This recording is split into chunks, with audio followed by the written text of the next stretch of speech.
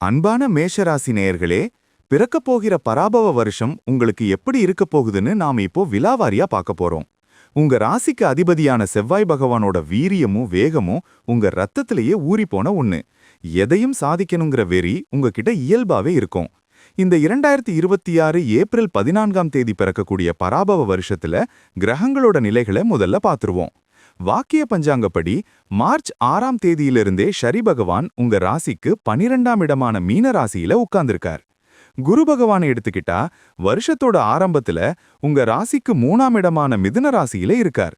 அப்புறம் மே 26ஆம் தேதிக்கு மேல 4ஆம் இடமான கடக ராசிக்கு பயிற்சியாகிறார்.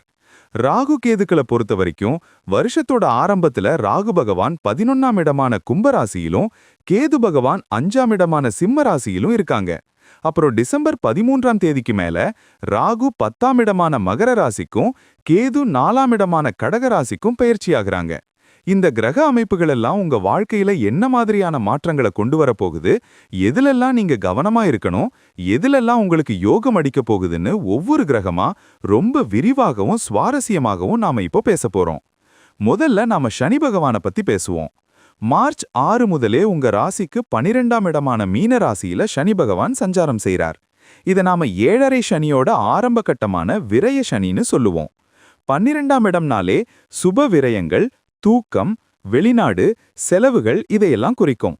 அதனால இந்த வருஷம் முழுக்கவே உங்களுக்கு செலவுகள் கொஞ்சம் அதிகமா தான் இருக்கும். ஆனா கவலைப்படாதீங்க, இந்த செலவுகள் எல்லாம் சுப செலவுகளா தான் இருக்கும். அதாவது வீடு கட்டுறது, இடம் வாங்குறது, கல்யாணம் பண்றதுன்னு நல்ல காரியங்களுக்காக உங்க பணம் செலவாகும். இருந்தாலும் ஆடம்பர செலவுகளை குறைச்சிக்கிறது ரொம்பவே நல்லது. யாருக்கும் ஜாமீன் கையெழுத்து போடாதீங்க. முன்பின் தெரியாதவங்க கிட்ட பெரிய தொகையை கடனா கொடுக்காதீங்க. தொழிலை விரிவுபடுத்துறேன், புதுசா தொழில் தொடங்குறேன்னு கையில இருக்கிற பணத்தை எல்லாம் ஒட்டுமொத்தமா முதலீடு செய்ய வேண்டாம். அகல உழுவதை விட ஆழ உழுவது தாங்க இப்போ உங்களுக்கு பெஸ்ட். வெளிநாட்டுக்கு போகணும்னு முயற்சி செய்யறவங்களுக்கு இந்த காலகட்டத்துல நிச்சயமா விசா கிடைக்கும். வெளிநாட்டு பயணங்கள் வெற்றி தரும்.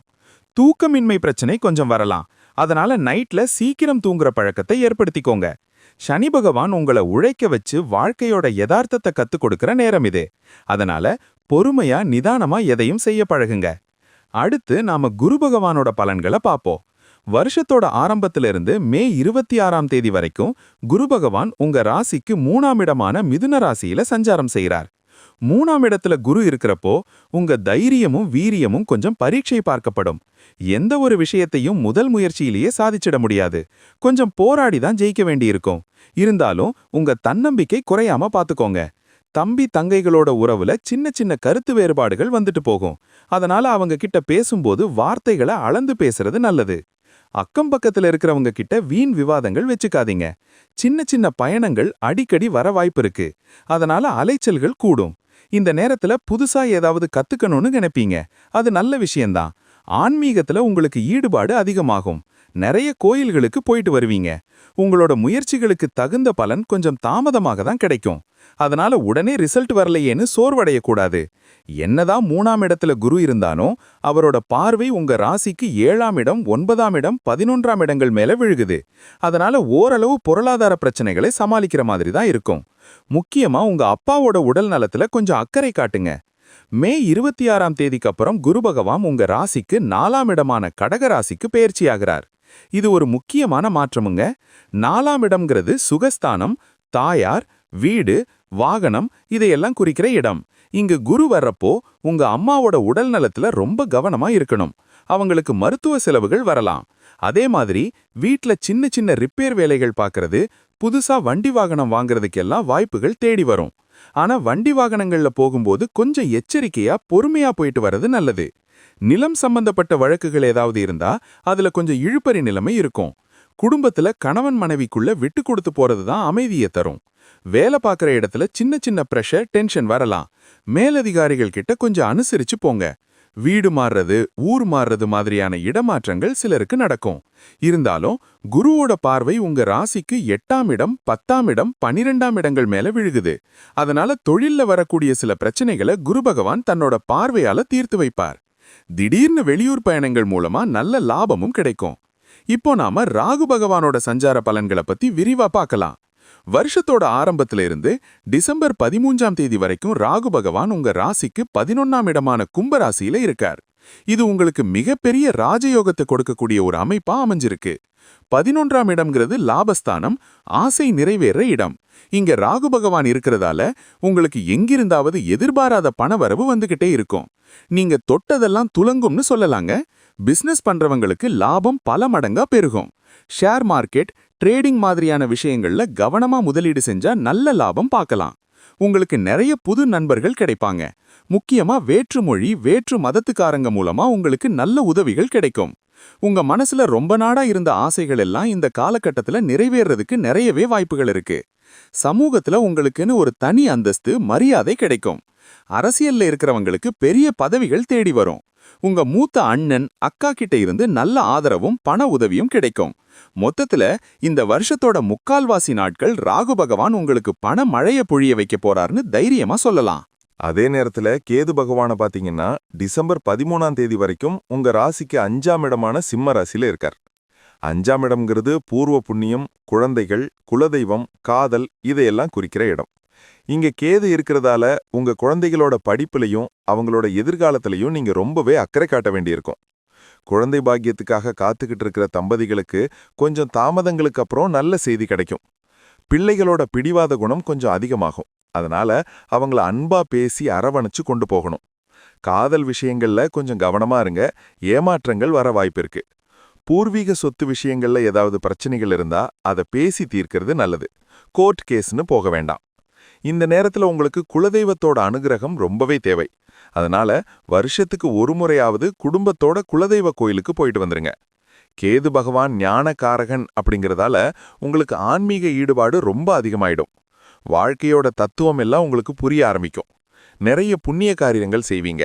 தியானம், யோகா மாதிரியான விஷயங்கள்ல ஈடுபாடு காட்டுவீங்க.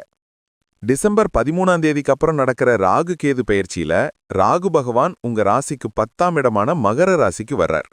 10ஆம் இடம்ங்கிறது கர்மஸ்தானம், அதாவது நம்மளோட தொழில், வேலை, கௌரவம் இதையெல்லாம் குறிக்கிற இடம். இங்க ராகு வர்றதுனால தொழில்ல பல அதிரடி மாற்றங்கள் நடக்கும். நீங்க செஞ்சுக்கிட்டு இருக்கிற வேலையில திடீர்னு சில இடமாற்றங்கள், பொறுப்பு மாற்றங்கள் எல்லாம் வரலாம். வேலைப்பளு ரொம்ப அதிகமா இருக்கும். நான் உண்டு, என் வேலை உண்டுன்னு இருக்கிறது தான் உங்களுக்கு நல்லது.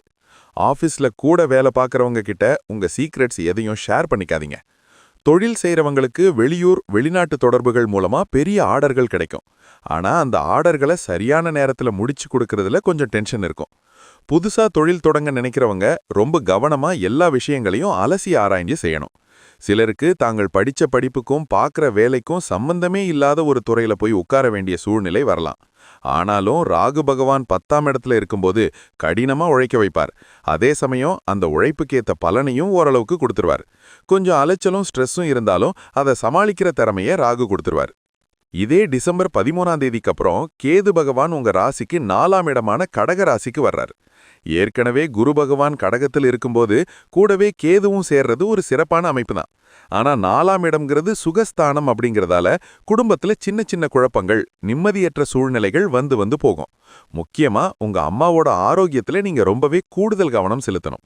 அவங்களுக்கு மூட்டு வலி, வயிறு சம்பந்தப்பட்ட பிரச்சனைகள் வரலாம்.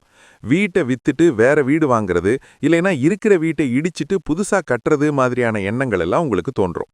வண்டி வாகனங்கள்ல போகும்போது ரொம்ப ரொம்ப நிதானமா போகணும். அம்மா வழி சொந்தக்காரங்க கிட்ட தேவையில்லாத வாக்குவாதங்களை தவிர்த்துருங்க. இந்த நேரத்துல உங்க வீட்டுக்குள்ளேயே ஒரு ஆன்மீக சூழ்நிலையை உருவாக்கிக்குவீங்க. தினமும் விளக்கேத்தி சாமி கும்பிடுறது, மந்திரங்கள் சொல்றது உங்களுக்கு பெரிய மன அமைதியை தரும். சொத்து வாங்கும்போது டாக்குமெண்ட்ஸ் எல்லாம் கரெக்டா இருக்கான லாயரை வச்சு செக் பண்ணிட்டு வாங்குறது நல்லது. தாய்நாட்டை விட்டு தூர தேசத்துல போய் செட்டில் ஆகணும்னு நினைக்கிறவங்களுக்கு இந்த கேது பயிற்சி ரொம்பவே சாதகமா அமையும். மொத்தத்துல இந்த பராபவ வருஷத்தை மேஷ ராசிக்காரர்களுக்கு எப்படிப்பட்ட வருஷம்னு பாத்தீங்கன்னா, ஒரு பக்கம் 7.5 சனியோட தொடக்கம், இன்னொரு பக்கம் குருவோட 4ஆம் இடத்து சஞ்சாரம். இப்படி கிரக அமைப்பிடில் கொஞ்சம் சவாலா இருந்தாலும் லாபஸ்தானத்துல இருக்கிற ராகு பகவான் உங்களுக்கு மிகப்பெரிய பக்கபலமா நின்னு காப்பாத்த போறாருன்னு சொல்லலாம். உடல் ஆரோக்கியத்தை பொறுத்த வரைக்கும் நீங்க ரொம்ப கவனமா இருக்கணும். நேரத்துக்கு சாப்பிடுறது, உடற்பயிற்சி செய்யறது ரொம்ப அவசியம். பொருளாதாரத்தை பொறுத்த வரைக்கும் வருமானத்துக்கு எந்த குறையும் இருக்காது. பண வரவு நல்லாவே இருக்கும். ஆனா அதுக்கேத்த மாதிரி சுப விரயங்களும் வரிசை கட்டி நிற்கும். வரவுக்கு ஏத்த செலவு அப்படிங்கிற மாதிரி தான் பணப்புழக்கம் இருக்கும். கடன் வாங்குறத முடிஞ்ச வரைக்கும் தவிர்த்துருங்க. தொழில் உத்தியோகத்துல கடுமையான உழைப்பு தேவைப்படும். நீங்க போட்ட திட்டங்கள் எல்லாம் நிறைவேறதுக்கு கொஞ்சம் கூடுதல் நேரம் எடுக்கும். யாரையும் முழுசா நம்பி எந்த ஒரு காரியத்திலையும் இறங்க வேண்டாம். உங்களோட சொந்த முயற்சியும் கடின உழைப்பு மட்டும்தான் உங்களுக்கு வெற்றியை தேடித்தரும். பொறுத்தார் பூமி ஆழ்வார் அப்படிங்கிற பழமொழிய இந்த வருஷம் முழுக்க நீங்க தார மந்திரமா மனசுல வச்சுக்கணும். அவசரப்பட்டு எந்த முடிவும் எடுக்காதீங்க. இந்த பராபவ வருஷத்துல கிரகங்களோட சஞ்சாரம் கொஞ்சம் ஏற்ற இறக்கமா இருக்கிறதால மேஷராசி நேயர்களாகிய நீங்க செய்ய வேண்டிய பரிகாரங்கள் என்னென்னு இப்ப சொல்றேன். முதல்ல 7:30 சனி ஆரம்பிக்கிறதால சனிக்கிழமை தோறும் ஆஞ்சநேயர் கோயிலுக்கு போய் நெய் தீபம் ஏத்தி வழிபடுறது உங்களுக்கு பெரிய பாதுகாப்பை தரும். வாய்ப்பு கிடைக்கும் போதெல்லாம் ஊனமுற்ற ஏழை எளிய மக்களுக்கு உங்களால முடிஞ்ச சாப்பாடு அல்லது துணிமணிகளை தானமா கொடுங்க. இது சனியோட கெடுபலன்களை ரொம்பவே குறைக்கும். குரு பகவான் 3லையும் 4லையும் சஞ்சாரம் செய்யறதால வியாழக்கிழமை அன்னைக்கு தட்சிணாமூர்த்திக்கு கொண்டைக்கடலை மாலை சாத்தி மஞ்சள் நிற பூக்களால் அர்ச்சனை செஞ்சு வழிபடுறது ரொம்ப நல்லது. ராகு கேது பெயர்ச்சிக்கு அப்புறம் துர்க்கை அம்மனுக்கும் விநாயகருக்கும் தொடர்ந்து தீபமேத்தி வழிபடுறது ரொம்ப நல்லது. குலதெய்வ வழிபாட்டை எந்த காரணத்தை கொண்டு நிறுத்திடாதீங்க.